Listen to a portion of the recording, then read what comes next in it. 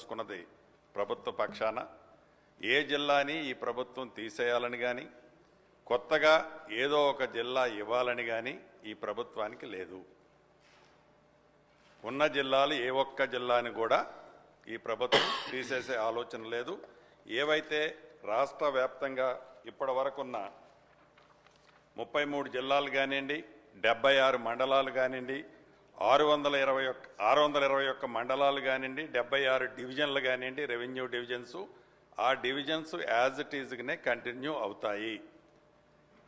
ఏ ఒక్కళ్ళు రాష్ట్రంలో ఉండే ప్రజలు కానీ ప్రజాప్రతినిధులు కానీ ఈ డివిజన్ తీసేస్తున్నామనో, ఆ మండలం తీసేస్తున్నామనో, ఈ జిల్లా మారుస్తున్నామనో ఏదైతే అపోహలు ఉన్నాయో ఆ అపోహలకి ఫుల్ స్టాప్ పెట్టాలని ఈ శాసనసభలో నుంచి యావత్ తెలంగాణ ప్రజలకి అదే రకంగా ప్రజాప్రతినిధులకి రాష్ట్ర ప్రభుత్వం తరఫున చెప్తున్నాను అధ్యక్ష.